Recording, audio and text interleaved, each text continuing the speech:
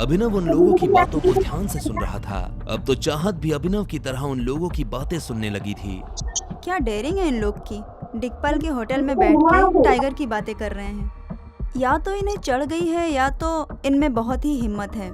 चाहत को न जाने क्यों ये आभास हो रहा था कि अभिनव उससे कुछ तो छुपा रहा था। वो औरों की तरह अभिनव के कपड़े नहीं देख रही थी, बल्कि उसकी नजर उसके चेहरे पर थी।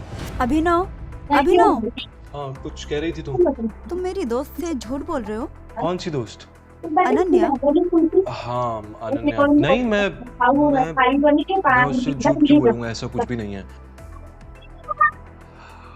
बट यू नो व्हाट चाहत, मुझे ना एक बहुत इंपॉर्टेंट काम है, तो मुझे अभी के अभी निकलना पड़ेगा। तो तुम तो जानती हो मैं अनन्या का पति हूँ। घर थोड़ा लेट पहुंचूंगा ना तो मेरी जान ले लेगी, और वैसे भी उसको बिल्कुल पसंद नहीं है मैं लेट आऊँ, उसको शक होने लग जाता है। शक तुम पे?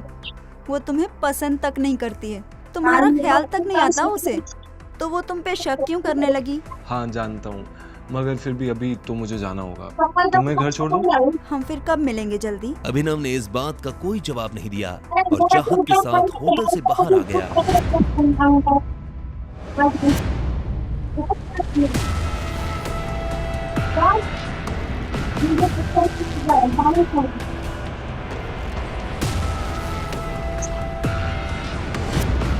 उन लोगों के पास पहुंचने पर अभिनव को पता चला कि वो लोग उस लड़के को मार रहे थे। क्यों मार रहे हो बेचारे को? तो उससे क्या मतलब? मतलब है तभी तो यहाँ खड़ा हूँ। अगर जिंदगी में आगे भी खड़ा रहना चाहता है ऐसे ही, तो चुपचाप यहाँ से निकल जा, वरना इसकी तरह लंबा कर दूंगा तुझे भी। अरे ये लाइन तो मैं तुझे बोलने वाला था, अब तूने मेरी लाइन चुराई तो तू और ज्यादा मार खा। क्यों हीरो बन रहा है? जानता नहीं गुड़गांव में हीरोगिरी काम नहीं आती। चुपचाप चला जा यहाँ से, वरना बेकार में एक की जगह दो की कब्र खोदनी पड़ेगी। अभिनव ने इस बात का कोई जवाब नहीं दिया। वो बस उन लोगों की तरफ देख रहा था और उनकी गिनती कर रहा था। वो लड़का पीछे हटा तो आखिर में अभिनव ने अपनी गिनती पूरी करके कहा, तू कब्रिस्तान वाले को कॉल करके बोल दे कि 4 कब्रें खोद के रखे, 2 लोग उन चारों को दफनाने आएंगे। अभिनव भी उनका मुकाबला करने के लिए पूरी तरह से तैयार था।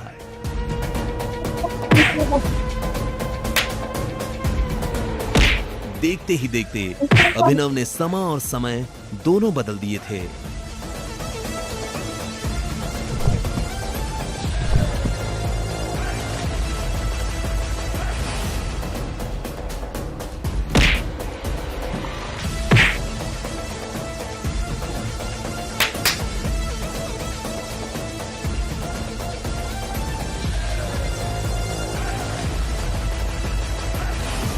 वो लड़का जॉनी, और जिसे लग रहा था कि अब उसके जिंदा बचने की कोई संभावना नहीं है, वो खुद अभिनव का ये रूप देखकर हैरान हो गया था। उसके लिए अभिनव भगवान से कम नहीं था। जब अभिनव ने उनके लीडर को मार मार कर अधमरा कर दिया तो वो दर्द के मारे कराहते हुए बोला, भाई तुम हो कौन और मेरी जान क्यों बचाई? अभिनव ने उसे कोई जवाब नहीं दिया। वो बस उसकी आंखों में देख रहा था। वो आदमी जवाब जानने के लिए बेताब हुआ जा रहा था। मैं तुझे बता दूंगा कि मैं कौन हूँ, और तुझे वादा करना पड़ेगा कि तू किसी को नहीं बताएगा कि मैं कौन हूँ। अभिनव ने उसकी जान बचाई थी। वो अभिनव के लिए अपने दिल में इतना छोटा सा राज तो रख ही सकता था।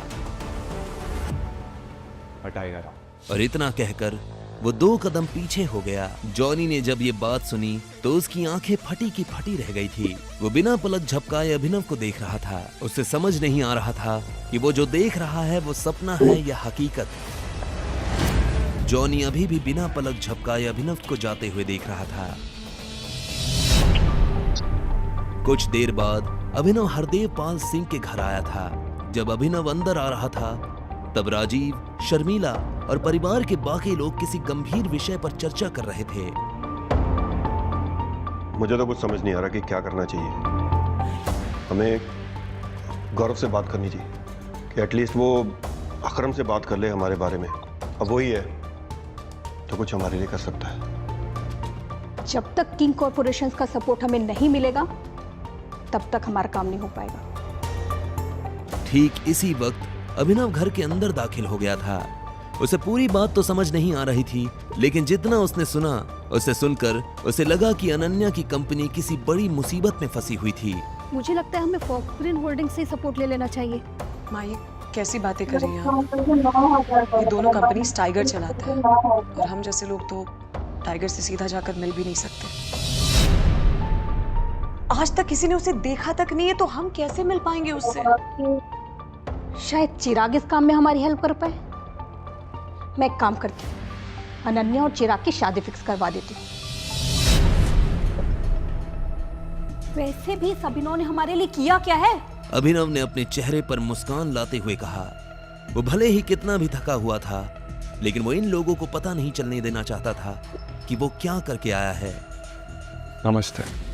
जैसे ही अभिनव ने चहकते हुए नमस्ते किया तो शर्मिला, अनन्या और राजीव उसे देखने लगे। उनकी आंखों में एक अजीब सा गुस्सा था। अभिनव उनकी आंखें देख हैरान हो गया। अभिनव को ये तो नहीं लग रहा था कि वो लोग मुस्कुराते हुए उसका स्वागत करेंगे, लेकिन आज जिस तरह का गुस्सा उनकी आंखों में नजर आ रहा था, उसे देखकर अभिनव को कुछ अजीब लग रहा था।